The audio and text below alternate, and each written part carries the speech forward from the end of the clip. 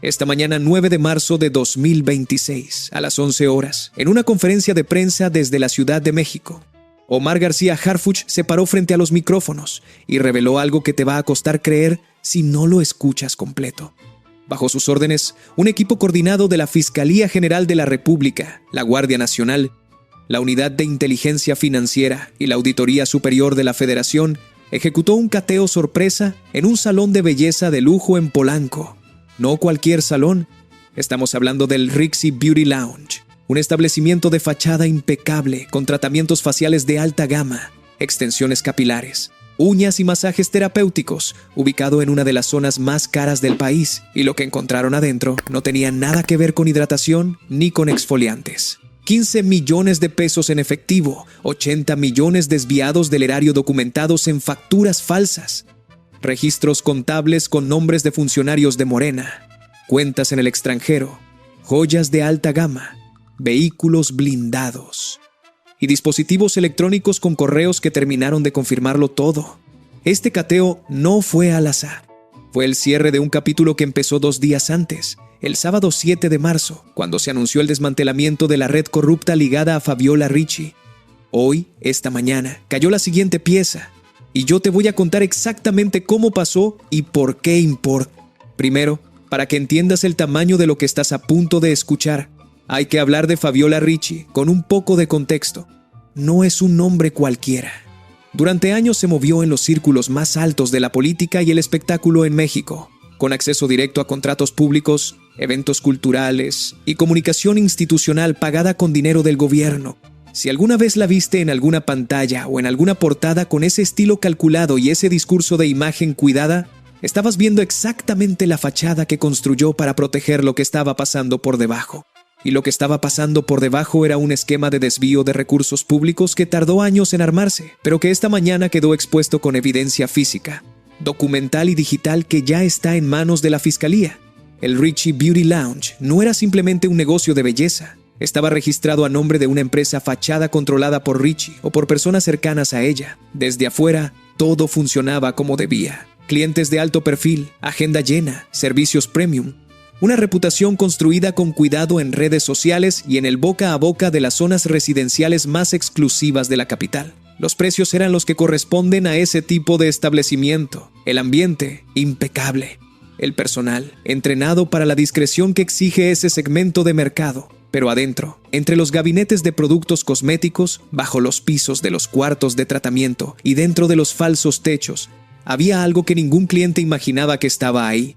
Cuando los equipos de Harfuch entraron al local en las primeras horas de la mañana, antes de que abriera al público, lo primero que hicieron fue asegurar el perímetro, sin sirenas, sin escándalo, con la precisión y la discreción que requiere una operación de este tipo, cuando sabes que el objetivo tiene contactos y que cualquier ruido puede costar una fuga o la destrucción de evidencia clave. Los agentes de la Guardia Nacional bloquearon los accesos en silencio. Los peritos de la FGR comenzaron el registro metódico del establecimiento, cuarto por cuarto, mueble por mueble, centímetro por centímetro. Y los analistas de la UIF, que llegaron con acceso a las bases de datos financieras que llevan meses construyendo en torno a este caso, ya sabían con exactitud qué tipo de evidencia estaban buscando y dónde era más probable encontrarla. No tardaron mucho en obtener el primer resultado.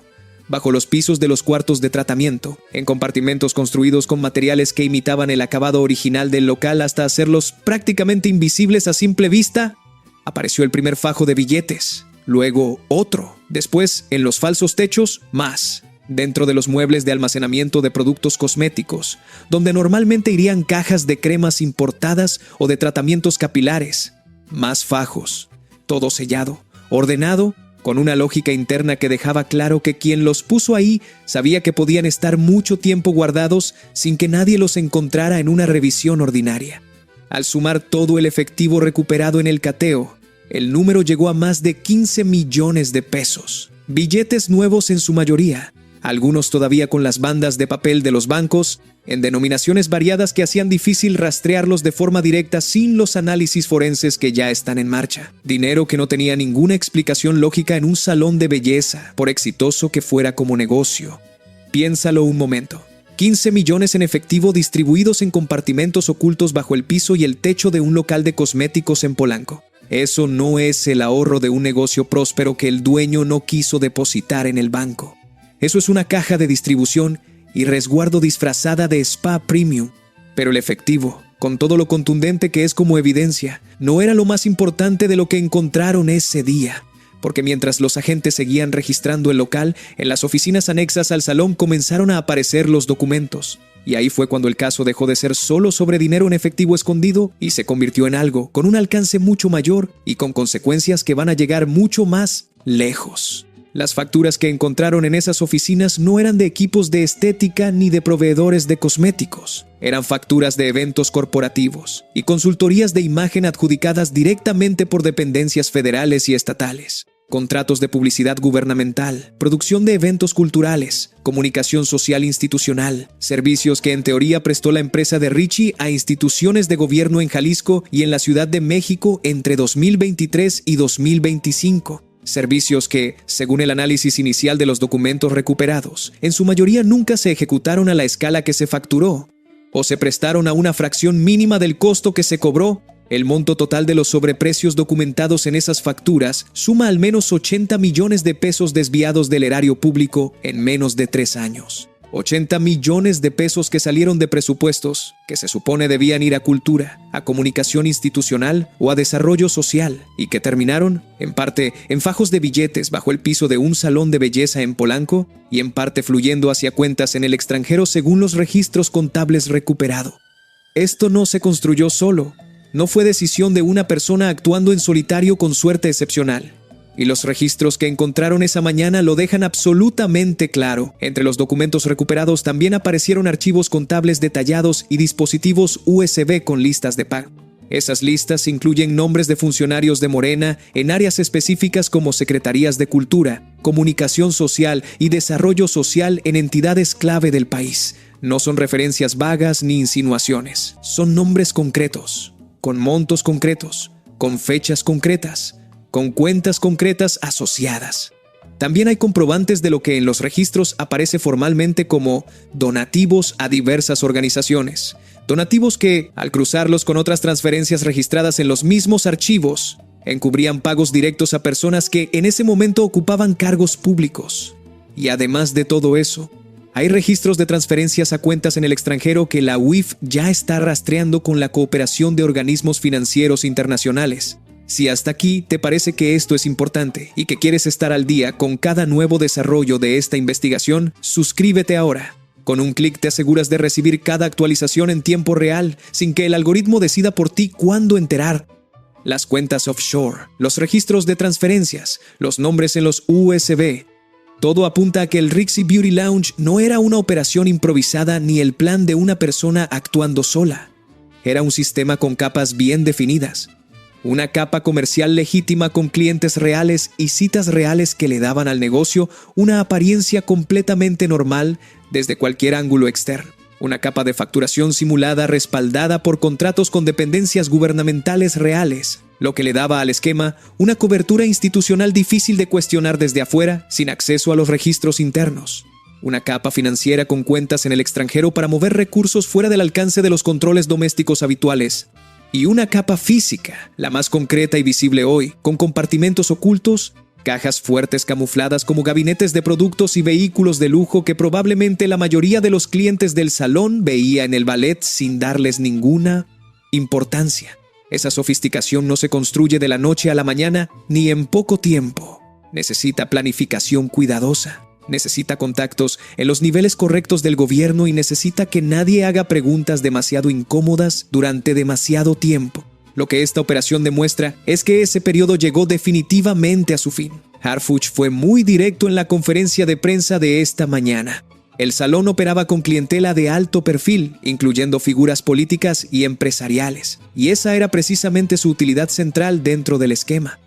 Cuando alguien llega a un lugar de ese nivel, con esa atmósfera de exclusividad y esa reputación de discreción entre sus clientes habituales, nadie cuestiona qué trae en la bolsa. Nadie levanta las cejas si el cliente entra unos minutos al despacho privado antes de su cita. Nadie documenta las conversaciones que ocurren en una sala de espera con acabados de primera y música ambiente. Era el espacio ideal para reuniones que no podían ocurrir en una oficina y para la recepción de recursos que no podían moverse por canales trazables. Cepillamos este negocio fachada y encontramos millones desviados del erario público. Ricci usaba la belleza como máscara para corrupción y lavado. No quedará ni un peso ni un salón que sirva al crimen organizado o a la corrupción política, declaró esta mañana. Lo dijo con esa calma que lo caracteriza, sin dramatismos innecesarios, pero con el peso de quien tiene la evidencia en la mano y sabe exactamente lo que significa para las personas cuyos nombres aparecen en esos documentos. Además del efectivo y de los documentos, en el cateo también decomisaron joyas y relojes de alta gama que estaban guardados en cajas fuertes camufladas como gabinetes de almacenamiento de productos cosméticos. Si no sabes lo que estás buscando, esas cajas fuertes simplemente parecen parte del mobiliario estándar de un establecimiento de ese nivel. Ese fue el grado de detalle con el que se diseñó la operación de ocultamiento. También se aseguraron 2 camionetas de lujo y un sedán blindado que estaban en el servicio de valet privado del establecimiento, vehículos cuya procedencia ya está siendo investigada por los peritos. Y se recuperaron dispositivos electrónicos, teléfonos y computadoras personales, cuyos contenidos confirmaron, correo a correo y mensaje a mensaje, que el salón efectivamente funcionaba como lo que los investigadores ya sospechaban que era desde meses antes. Hay algo en el detalle de las cajas fuertes camufladas que dice mucho sobre cómo se concibió todo este esquema. Alguien diseñó esos gabinetes de forma específica para que parecieran parte del equipamiento normal de un salón de esa categoría. Eso no lo hace alguien que un día decide guardar sus cosas en el trabajo por comodidad. Eso lo hace alguien que lleva tiempo pensando cómo ocultar activos en un espacio que va a recibir visitas constantes y que precisamente por eso necesita ser absolutamente indetectable para cualquier ojo que no esté específicamente entrenado para buscarlo. La operación fue coordinada al nivel institucional más alto. Y eso también merece un momento de atención porque no es algo que ocurra de forma automática. Coordinar a la FGR, la Guardia Nacional, la UIF y la ASF en una sola operación simultánea requiere que cada institución tenga acceso a la misma información, que los tiempos estén sincronizados y que los objetivos estén claros para todos los equipos antes de que comience el movimiento. Si un eslabón falla, si una institución se mueve antes de tiempo o si la información llega tarde a alguno de los equipos, la operación pierde efectividad o, en el peor de los casos, da margen para que evidencia clave desaparezca. El hecho de que todo esto funcionara esta mañana sin filtraciones previas y con resultados tan concretos dice algo sobre el nivel de preparación y de confianza entre las instituciones que participaron. La UIF congeló de forma inmediata todas las cuentas relacionadas con la empresa fachada, con sus filiales detectadas y con las personas identificadas en los registros contables.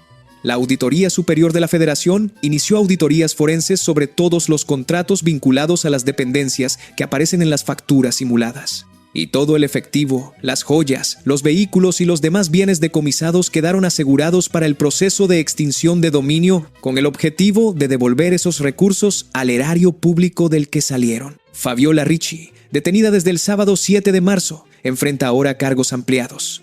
A los que ya existían se suman peculado, lavado de dinero, asociación delictuosa y delitos electorales. El expediente que tenía hace 48 horas era serio. El que tiene esta noche es considerablemente más grueso y más difícil de enfrentar. Antes de hablar del origen y de los próximos pasos, quiero que te detengas un momento en lo que significa operativamente haber encontrado todo esto en un solo cateo. Cuando una investigación de esta escala se prepara durante meses, los equipos de inteligencia financiera de la UIF construyen lo que se llama un mapa de riesgo. Identifican a las personas físicas y morales involucradas. Rastrean los flujos de dinero entre cuentas. Detectan las inconsistencias entre ingresos declarados y movimientos reales, y establecen cuáles son los nodos físicos donde es más probable que haya activos ocultos. Ese mapa se construye con información de bancos, declaraciones fiscales, registros de propiedades, registros de vehículos, registros mercantiles y una serie de bases de datos cruzadas que, cuando todo encaja, permite que un cateo de pocas horas produzca exactamente los resultados que vimos hoy. Efectivo, documentos, dispositivos y bienes, todo en el mismo lugar. Lo que eso significa en términos prácticos es que la operación de esta mañana no fue una apuesta. Fue la ejecución de un plan construido con información sólida durante un periodo prolongado. La UIF y la FGR entraron al Ricci Beauty Lounge sabiendo con bastante precisión lo que iban a encontrar. El cateo fue la confirmación física y judicial de lo que el trabajo de inteligencia ya había establecido. Eso es relevante porque significa que el expediente que se está construyendo no depende de un solo hallazgo impresionante. Depende de meses de trabajo analítico que ya estableció el patrón y que ahora tiene la evidencia material para sustentarlo ante cualquier juez. Para entender completamente cómo llegamos hasta aquí, hay que hablar del perfil de Richie con un poco más de profundidad, porque este no fue un esquema que apareció de un día para otro. Fabiola Richie construyó durante años una posición pública que le daba acceso casi natural a los contratos, que luego terminaron siendo la fuente del desvío. Se movía en la intersección entre los eventos culturales, la producción de comunicación institucional y la industria creativa donde los presupuestos son considerables. Los mecanismos de control son históricamente más débiles que en otras áreas, y la opacidad resulta relativamente fácil de justificar con tecnicismos de producción o de gestión de imagen. La empresa fachada que controlaba el Rixie Beauty Lounge no era la única estructura que usaba dentro de este esquema. Según los documentos recuperados en el cateo de hoy, existían contratos adjudicados a distintas razones sociales que en última instancia convergían en las mismas cuentas y en las mismas rutas de lavado. El salón era el nodo más visible y operativo, el que servía como punto físico de recepción y distribución, pero el esquema que estaba detrás era considerablemente más amplio y ya está siendo mapeado de forma sistemática por la UIF y la FGR con la información obtenida esta mañana. Lo que resulta especialmente relevante en todo esto es el nivel de sofisticación con el que se estructuró el sistema. No estamos hablando de alguien que escondió unos billetes en un cajón y cruzó los dedos para que nadie los encontrara. Estamos hablando de un sistema con múltiples capas, con cobertura institucional a través de contratos reales con dependencias reales, con rutas financieras diseñadas específicamente hacia el exterior y con una fachada física que resistió años de operación sin levantar alarmas en su entorno inmediato. Esa sofisticación no se construye sola. Necesita tiempo. Necesita personas en posiciones clave dentro de las instituciones que no hacen preguntas o que activamente facilitan el esquema. Y necesita una red de confianza que mantenga la discreción mientras todo funciona. Lo que esta operación también deja ver es que esa red tenía fisuras. Y esas fisuras, combinadas con el trabajo de inteligencia financiera que la UIF viene desarrollando durante meses, fueron lo que finalmente hizo posible el cateo de hoy y la detención del sábado. Ahora quiero que consideres algo que me parece central en toda esta historia, y es la dimensión que conecta este caso con algo más grande que un nombre o una red en particular. El Rixie Beauty Lounge era un negocio de lujo en una zona de lujo, con una clientela de perfil alto que con toda probabilidad nunca imaginó que el lugar donde iban a darse un tratamiento o arreglarse era también el lugar donde se lavaba dinero. Público. Esa es la parte que resulta más difícil de procesar cuando uno piensa en este caso con calma. La corrupción de alto nivel no vive en espacios que la delaten visualmente. Vive en exactamente los mismos lugares donde vive la gente que tiene los recursos para no sospechar de nada y para no tener ninguna razón práctica de hacerlo. Las personas que entraban al Rixie Beauty Lounge a sus citas no eran cómplices de nada. Eran, sin saberlo, la coartada más efectiva posible. Un salón con agenda llena, con clientes que llevan años siendo parte de la clientela habitual. Es lo último que cualquier observador externo esperaría registrar si no tiene información previa específica. Y eso, precisamente, era el punto de todo el diseño operativo. La operación de hoy demuestra algo que Harfuch lleva tiempo sosteniendo. La corrupción de cuello blanco y el crimen organizado con perfil institucional no tienen un aspecto marginal ni periférico. Se disfrazan de normalidad visible, de éxito aparente, de aparente cumplimiento con todas las formas. Y para detectarlos no basta con patrullar las calles ni con reaccionar a los eventos más visibles. Hay que seguir el dinero con paciencia, método y coordinación entre instituciones, y eso es exactamente lo que la UIF y la FGR llevan meses haciendo en este caso específico. Si te está resultando útil lo que estás escuchando hoy y quieres estar presente cuando salgan los próximos nombres y los próximos desarrollos concretos de esta investigación, suscríbete y activa la campanita. Esto apenas está comenzando a moverse. Hablemos ahora de lo que viene. Porque el cateo de esta mañana no es el punto final de este caso, sino el punto de aceleración de todo lo que sigue. La UIF ya tiene las cuentas congeladas desde las primeras horas del día. Eso significa que cualquier movimiento de fondos relacionado con la red de Richie está bloqueado de forma efectiva desde ahora. No hay ventana de tiempo para transferir activos ni para mover dinero antes de que lleguen las consecuencias judiciales. La red financiera está inmovilizada mientras la investigación avanza. Y los 80 millones documentados en facturas simuladas son solo el punto de partida de la auditoría forense de la ASF, que va a revisar contrato por contrato, dependencia por dependencia, para determinar cuál es el monto real total del desvío a lo largo de todo el periodo investigado. Los nombres que aparecen en los registros contables y en los USB recuperados esta mañana están siendo cruzados en este momento con bases de datos de cargos públicos y con las declaraciones patrimoniales que los funcionarios presentan de forma obligatoria ante las autoridades correspondientes.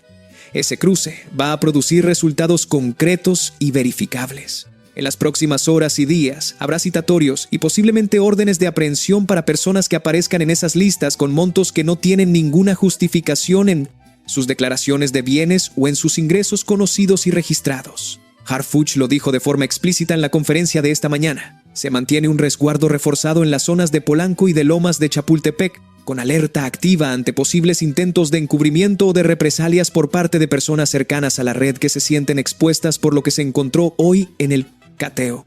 Eso no es un detalle de protocolo rutinario. Cuando una operación de este nivel toca nombres con acceso a recursos y con conexiones en múltiples instituciones, la reacción puede ser impredecible y rápida. La alerta que mencionó Harfuch indica que las autoridades ya tienen información de inteligencia sobre posibles movimientos de personas que perciben que lo encontrado hoy las compromete directamente. Hay una dimensión adicional de este caso que quiero explicar con claridad, porque añade una capa que no debería pasarse por alto en ningún análisis serio de lo que pasó hoy.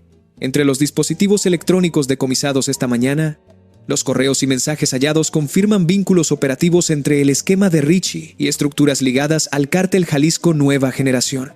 Eso convierte este caso en algo que va considerablemente más allá de la corrupción política, por grave que ésta sea en sí misma.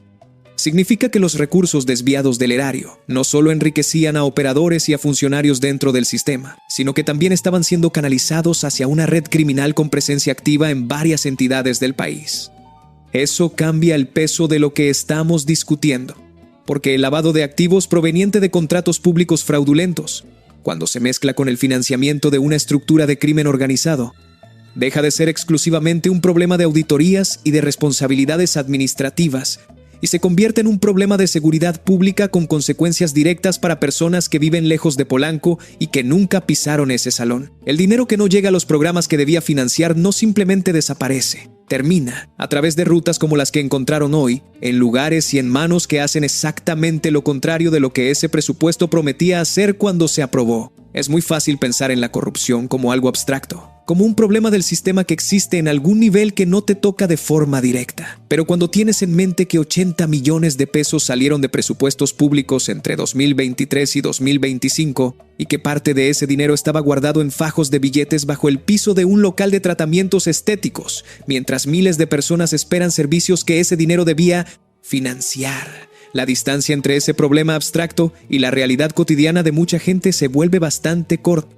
Quiero añadir algo más antes de cerrar, porque creo que hay una dimensión de este caso que a veces se pierde en los números y en los nombres. Cuando hablamos de 80 millones de pesos desviados a través de contratos simulados de eventos culturales y comunicación social, no estamos hablando solo de dinero que alguien tomó sin permiso. Estamos hablando de presupuestos que alguien aprobó con la promesa de que se iban a usar para algo concreto, eventos que iban a beneficiar a comunidades, programas de comunicación que iban a llegar a audiencias reales, servicios que alguien, en algún municipio o en alguna secretaría, decidió contratar con la expectativa de que se ejecutaran.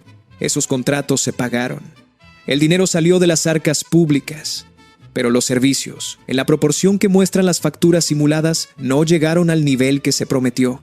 Eso quiere decir que hay eventos que no ocurrieron, campañas que no se ejecutaron correctamente y presupuestos que se reportaron como ejercidos cuando en realidad se desviaron. Y todo eso en algún punto afecta a personas concretas que esperaban algo de esos programas. Eso es lo que hace que este tipo de corrupción sea especialmente dañina. No solo toma dinero del erario, toma confianza, toma la posibilidad de que un programa funcione bien y toma el tiempo y los recursos de las instituciones que luego tienen que investigar, auditar y reparar el daño. Cada peso que se desvía hoy es un peso que alguien va a tener que recuperar mañana. Y ese proceso de recuperación también tiene un costo que termina pagando el mismo erario público. El cateo de esta mañana Y toda la operación que arrancó el sábado con la detención de Richie es uno de los golpes más directos y mejor documentados que se han dado contra la corrupción político-criminal en la capital en lo que va del año. Y no es el primero. Las operaciones anteriores que han incluido aeronaves aseguradas, propiedades intervenidas y redes desmanteladas en el Estado de México forman parte del mismo patrón de trabajo sostenido: identificar la estructura completa, seguir el dinero hasta donde lleve, documentar el esquema de punta a punta y golpear de forma que las consecuencias sean difíciles de revertir con recursos legales. Lo que viene ahora es la parte que avanza más despacio, pero que es igualmente necesaria para que las consecuencias sean reales y duraderas. Los procesos judiciales, las audiencias de vinculación a proceso, las extradiciones y la investigación sobre las cuentas en el extranjero lo requiere. Las auditorías que van a seguir apareciendo conforme la ASF revise cada uno de los contratos vinculados y los testimonios de las personas que ya están colaborando con la FGR y que van a ir construyendo el expediente completo en los próximos meses. Pero lo que ocurrió hoy en ese cateo ya es en sí mismo un punto de inflexión, porque es evidencia física, documental y digital. Evidencia que no se puede negar con declaraciones públicas ni minimizar con argumentos de procedimiento. Evidencia que va a estar en el expediente y que va a definir el rumbo de los procesos que vienen para todos los que aparecen en esas listas recuperadas esta mañana. Fabiola Richie tiene hoy considerablemente menos opciones de las que tenía hace 48 horas. Los funcionarios que aparecen en los registros contables recuperados esta mañana también, y la red que operaba desde ese salón de lujo en Polanco, con toda su fachada de glamour y de discreción bien construida, tiene exactamente las opciones que le quedan a cualquier estructura cuando la UIF congela sus cuentas. La FGR tiene los documentos en la mano y la Guardia Nacional ya aseguró el perímetro hace horas. Esto no termina aquí. En los próximos días van a seguir saliendo nombres. Van a seguir cayendo piezas de este esquema a medida que la auditoría forense de la ASF avance y que los cruces de información entre la UIF, la FGR y las autoridades financieras internacionales produzcan resultados adicionales. Los procesos judiciales que vienen van a ser largos y van a tener momentos de incertidumbre, como todos los procesos de este tipo. Va a haber recursos legales, va a haber intentos de ganar tiempo, va a haber argumentos sobre procedimientos y competencias. Todo eso es parte de la dinámica judicial y hay que seguirla con paciencia. Pero la evidencia que se recuperó hoy es de las que no desaparece fácilmente, y eso marca una diferencia real en cómo va a desarrollarse lo que sigue. Y yo voy a estar aquí contándote cada una de esas actualizaciones conforme se vayan confirmando. Si no quieres perderte lo que sigue en esta investigación, suscríbete ahora y activa las notificaciones. Así llegas primero, sin depender del algoritmo ni de que el video te aparezca cuando todo el mundo ya lo sabe. Mientras tanto, quédate con esta imagen. Un salón de belleza de lujo en Polanco, con el olor a productos importados en el ambiente y una agenda llena de clientes de perfil alto. Escondía 15 millones en efectivo bajo el piso, 80 millones en facturas falsas en sus archiveros y nombres de funcionarios en sus dispositivos. No fue un guión de película. Fue lo que los equipos de Harfuch encontraron esta mañana, 9 de marzo de 2026, en una operación que llevaba meses preparándose y que hoy produjo resultados concretos que ya están en manos de la justicia. Eso, aunque resulte difícil de procesar, es exactamente el tipo de realidad que vale la pena entender para poder exigir lo que corresponde. Comparte este video con alguien que creas que necesita saber lo que pasó hoy. La información tiene más peso cuando más personas la conocen. Cuídate mucho. Piensa bien en lo que escuchaste hoy porque merece reflexión. Y nos vemos en la próxima entrega, porque en este caso todavía hay mucho más por contar y por entender.